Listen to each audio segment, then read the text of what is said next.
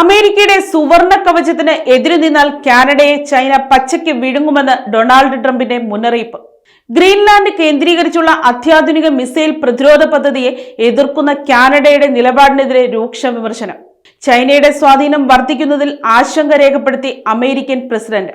അമേരിക്കയുടെ വടക്കൻ അതിർത്തികളുടെ സുരക്ഷയ്ക്കായി ഗ്രീൻലാൻഡിൽ സ്ഥാപിക്കാൻ ഉദ്ദേശിക്കുന്ന അത്യാധുനിക മിസൈൽ പ്രതിരോധ സംവിധാനമായ ഗോൾഡൻ ഡോമിനെ ചൊല്ലി വടക്കേ അമേരിക്കയിൽ തർക്കം മുറുകുന്നു. പദ്ധതിയെ എതിർക്കുന്ന അയൽ രാജ്യമായ കാനഡയ്ക്കെതിരെ അതിരൂക്ഷമായ ഭാഷയിലാണ് അമേരിക്കൻ പ്രസിഡന്റ് ഡൊണാൾഡ് ട്രംപ് പ്രതികരിച്ചത്.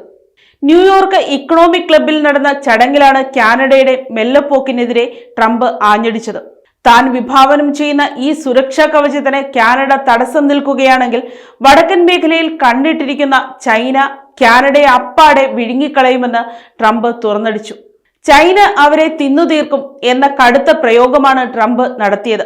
ഇസ്രായേലിന്റെ അയൺ ഡോം മാതൃകയിൽ അമേരിക്കയ്ക്ക് നേരെ വരുന്ന ഏത് മിസൈലിനെയും തകർക്കാൻ ശേഷിയുള്ള ഒരു ഭീമൻ പ്രതിരോധ വലയമാണ് ഗോൾഡൻ ഡോം കൊണ്ട് ട്രംപ് ഉദ്ദേശിക്കുന്നത്.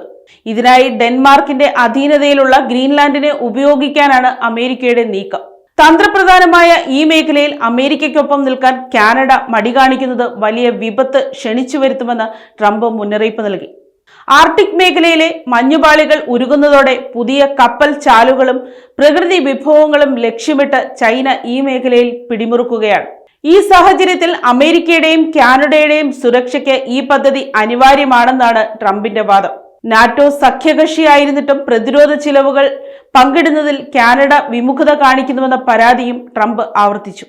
എന്തായാലും മഞ്ഞുമൂടിയ വടക്കൻ അതിർത്തിയിൽ പുതിയൊരു നയതന്ത്ര യുദ്ധത്തിന് കളമൊരുങ്ങുകയാണെന്നാണ് റിപ്പോർട്ടുകൾ സൂചിപ്പിക്കുന്നത്. News desk, Kottarakkara media.